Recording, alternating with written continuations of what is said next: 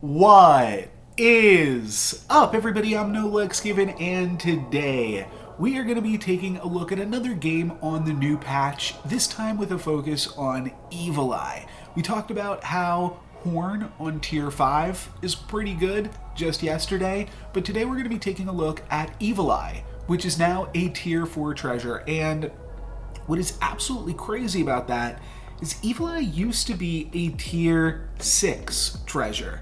Had the exact same words on it and everything. Now you can just get it a lot earlier in the game, whereas before, wasn't really super interested in that as opposed to some of the other Tier 6 options, but as a Tier 4, it's extremely powerful. And not only is it extremely powerful, there's a bunch of supporting characters on Tier 4, so there's a lot you can do with the treasure. And then there's also the fact that it can do some other things, as we'll look at into the future on this one.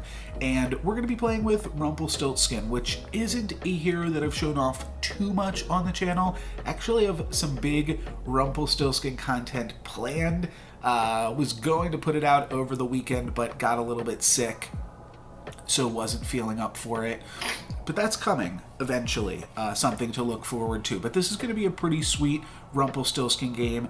Don't get enough early stuff to do an early Rumpel roll, and we're also strong enough with the Frog Prince and the Sherwood Sure Shot that we don't have to rush into things either. So we're going to be hanging on to our spinning gold for a little bit, and we'll see what we can do with it in the future. And on our 3.0 shop, we see a Turkish Delight, and not too much else, but a Turkish Delight. And this is not typically how I will wind up playing Rumpelstiltskin, but I think it presented itself in an interesting way in this game.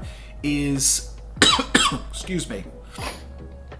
Let's take some risks early, and then use our spinning gold to hopefully catch up. Whereas otherwise, how I might play Rumpelstiltskin is try to play as strong as I possibly can early, and in doing so, then we'll be able to hang on to the spinning gold for a little bit longer. The stronger you are, the more we can get away with just hanging on to it. So that was kind of the idea here. Apologies, still a little bit sick, and that's why no face cam and a little bit longer to get to some of these ideas in my head, but we are doing okay in this game. We're not looking super strong, and probably not going to be able to hang on to the prized pig, but if we can hang on to the prized pig, we'll have 2 bonus gold. Next turn, we'll sell off the golden chicken. We'll probably honestly sell off the entire board next turn regardless. That'll give us 7 gold for the turn, and then 7 gold on board. Yeah, 7 gold worth of characters. So that goes up to 14. We can double that up to 28 for our 4.0, which is everybody else's 3.2. Then we'll just pick up a bunch of Tier 4 characters and see what we can do. We are not going to be keeping the prized pig, as my opponent has a ridiculously big Triply that they also had their jumping beans land on. So we'll take a little bit more damage, and now it is probably time to rump it up. So I'm going to sell off everything here. 14 doubled up to 28. Then we'll pick up a Riverwish Mermaid, a Lightning Dragon, and a Heartwood Elder. And I'm just going to continue to pick up Tier 4 characters here. We can pick up this whole shop, actually, so the econ works out pretty well on it. And that's exactly what we'll do. We will just add some more characters to this. I wasn't actually planning on picking up the Ogre Princess, but I think the math on it just works so well that I am going to wind up doing so. And it's a little bit tough still to figure out exactly how we want to position this board. Sporko wants to support the Soul Tack, and it wants to support Medusa, kind of. It also wants to be in slot 5, so that way it can attack first. The most important thing is obviously putting the Lightning Dragon in front of the Riverwish Mermaid. The rest of the stuff, you can take it or leave it either way, but we are going to have the stats regardless. That's the important part, to win a combat. So we're back in the game, and now it is 4.0, and we don't have a hero power anymore, but we've got a significant lead on the rest of the lobby. We're playing a board full of 7 tier 4 characters, so that's pretty sweet. And I'm feeling confident enough that I'm going to go for a reckless wager. Excuse me. And try to... Let me blow my nose here too while we're... Please just sop something up here. That should be enough to win the reckless wager. That's all I was getting at. And let's see if it is. Jump ahead just ever so slightly. Here we go. Both of the lightning dragons crashing in. Soltak not doing too much work, only protecting the Heartwood Elder, but we take out my opponent's copycat targets, and then we are able to slowly but surely take out the rest of their board. So that gives us 3 bonus gold, which is pretty nice. Now we're using that lead from the spinning gold to generate additional leads elsewhere, and feeling pretty good about everything else we are doing. I didn't hate the friendly spirit there, but it was a little bit awkward. And then I'm going to pick up Lightning Dragon and find that Evil Eye that I was talking about. And it's pretty lucky to find the Evil Eye so quickly, to be sure. But it's really, really powerful. And that's what I wanted to get at in this video. Having an Evil Eye on level 4, double the effectiveness of all of your supports, I think is really strong and really cool.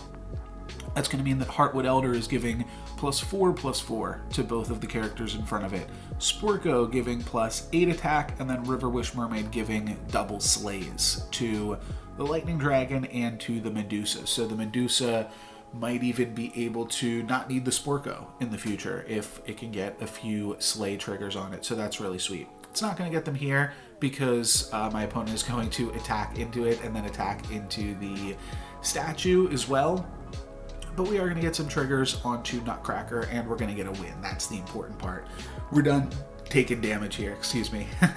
And there is one other thing that I think that is particularly cool about getting to grab Evil Eye first and then having Horn on tier 5. And I'm going to wind up picking up Hermes Sandals as a tier 2 treasure off the Golden Chicken, and that's really good because getting to attack first when you're playing the Slay comp, Hermes Sandals, I think, are actually just one of the best treasures that you can ask for, in addition to Evil Eye and Horn of Olympus. So I'm super happy to pick that up. That was definitely lucky. We've been winning all of our combats recently, so I'm feeling good about the fact that we get to pick up a For Glory and grab a free tier 5 character, and hopefully we can find that horn. As I talked about yesterday, only 8 different tier 5 treasures, which means horn is going to be a lot easier to find, and this is what I think is the cool part about Evil Eye on level 4. Evil Eye is actually pretty good at helping you find the horn. We're going to wind up picking up a treasure from Nutcracker here. Could grab a deck of many things, but honestly with this Sporko triple here in the shop, I think I'm just going to appreciate skipping on both of these treasures, though Gloves of Thieving could be pretty cool. We could potentially steal some supports from my opponent, so I'll go for that. You'll notice that we picked up a Baby Bear off of the For Glory, which is actually really, really powerful with an upgraded Sporko. So I'm going to wind up picking up a Nyan Sea Terror again just to hunt for that Horn of Olympus, and then we'll throw in this Baby Bear, which is getting +16 attack from the Sporko. Pretty good stuff. Nutcracker has slightly higher attack, but Soltak has that ability, and maybe we'll just want a big Soltak later on in the game. Whereas Nutcracker, I will probably want to sell at some point. So that's why I decided to play the Soltak. It does have more health as well, but mostly deciding based off of those other things. We wind up stealing a... what the heck was that? A Wizard's Familiar. We steal a Wizard's Familiar, and then these absolutely massive Baby Bears are able to do a bunch of work. Not quite enough work. We do wind up taking a loss there, but our first loss in a little bit. Definitely don't feel too terrible about that. But here is what I've been looking for and what I've kind of been hinting at the whole time. With Evil Eye, you can activate Lancelot so much easier. And I think that this is absolutely huge for the ability to find Horn of Olympus, because if you find that Evil Eye, it's going to be so easy to find Horn of Olympus and round out your comp. You've got the yeah, a little bit punished there for not going for the Mix-a-Whizzle, by the way. If we had gone for the Mix-a-Whizzle on the Angry, we could have potentially Shard of the Ice Queened it. I'm just going to wind up using it on the Soul Tack, just because I figured maybe we could find... I don't actually know what I was looking for, but... excuse me. Either way, I think it's totally fine to pick that up here. And now Lancelot is going to activate. I think I said everything that I wanted to say. I would have loved to have stolen that River Wish Mermaid, but we wind up stealing an absolutely massive Court Wizard, so cannot complain. That's going to be pretty good for us as well. And then Monster Book, plus some of my backline supports are going to be able to clean things up. Lancelot activates and find Horn of Olympus. Hate to toss the gloves of thieving when it seemed like we were setting up to do some big things with it, but now we've got Horn, Eye, Sandals. And this is absolutely nuts. We're also level 6, so we can roll and find a Jormungand, which we do, and our board is just looking absolutely insane at this point. We'll sell off some things to pick up another Baba Yaga and pick up a Jormungand, and I think we've potentially... I don't know, we're at least in a very good spot. We maybe haven't won this lobby just yet, but we are looking pretty good. And then I'm going to roll, and I'm going to find an Empress P. And we still have enough time to sell off our whole bench plus our Medusa and pick up that Empress P. I'm going to put that Empress P first, because if that can start slaying up against this ghost, then things are going to go absolutely crazy. And we do have the Hermes Sandals to get that first attack off, and it looks like Empress P will be able to slay.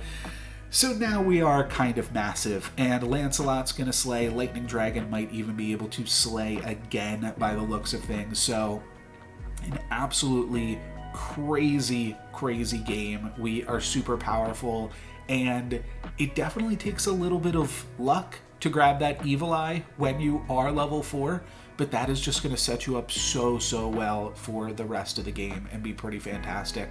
Pick up Baba Yaga, and I do have some interest in Staff of the Old Toad and Hand of Midas, but I also just kind of like hanging on to my boots, my sandals rather, so I'm going to wind up just hanging on to those and skipping, so that way we can throw in another roll here. Really would like to find potentially another Empress P. We could backline the Jormungand if we're able to do so.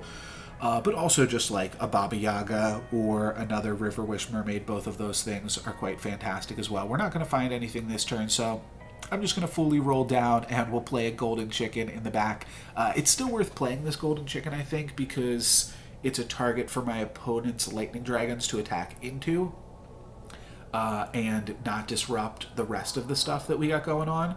My opponent will disrupt us a little bit with Medusa, but we don't attack into the Rotten Applewood with our Empress P, so that's really good. Lancelot will do so, so that part is a little bit awkward. And then we will also lose our Empress P eventually, but the thing is, our Evil Eye supporting those statues, giving them plus 12 attack, was actually super relevant and allowed us to find a win there. So really sweet stuff. I'll pick up another Baba Yaga and can even pick up another River Wish Mermaid here, though I don't know the math anymore at this point. I did at one point know that you wanted to play double River Wish Mermaid and one Baba Yaga, but excuse me, with Empress P, I don't know if that tracks, and I don't know how that tracks with Evil Eye and Evil Eye Empress P. So there's a lot to consider here, and for all of that, I'm just going to say, let's just play a second Baba Yaga. I'll cast a Ride of the Valkyrie to finish off the turn, just because a little bit of extra stats could potentially be the difference between slaying and not slaying, and I want to make sure that we are slaying in every possible instance here, and looks like we didn't even need it. Empress P is going to slay and stay. Lancelot, even the Lightning Dragon, is going to be able to slay and stay, so really powerful stuff here. We get an absolutely massive Jormungand, and we might even get a second slay in with the Lightning Dragon. We do, so Jormungand's massive, and I think this might be enough stats to take my opponent out. We're going to have our backline attack slowly, but that is going to be 15 and enough to take out the Pied Piper. So we're on to the finals, up against Muerte Game is almost absolutely over. I'd love to find a knighthood earlier in the turn, but we're not going to be lucky enough to find that. And then I'm just taking a look at exactly what my opponent is doing again, refresh my memory, and it looks like they are a good boy Muerte. We do find knighthood now, nice new art on knighthood, that's kind of cool. And then I think we do find one more knighthood. Oh no, we don't. I was thinking maybe we like saw another knighthood this turn, but that was a different game. But I do like the art on knighthood. I'm gonna wind up casting a Queen's Grace on Empress P because that's pretty sweet, and then I'm gonna move Lightning Dragon to slot 1. It's a little bit of a gamble that my opponent might have teched in a Soul Tack against us, but it's just so good against these good boy comps and Empress P comps to take out some of their backline, so that way they are just less effective in dealing with us, and that's gonna make their good boy pretty unimpressive. It's gonna make their Empress P basically do nothing as well. And it's going to mean we get a massive amount of slays and a very easy win here up against the Muerte. So that's it. That's the game. That's all she wrote. Really, really powerful game. I thought that this was a really interesting look at a different way to play Rumpelstiltskin that I don't typically do, which is buy XP on 3.0 and then hope that the Rumpelstiltskin turn on 4.0, the Spinning Gold turn, will give us enough stats to get back into it. Won't always work out, but this time it certainly did, and Evil Eye was an absolutely huge reward for doing so. Made it easy, almost said evil, made it super easy to grab that Horn of Olympus and ultimately grab the win.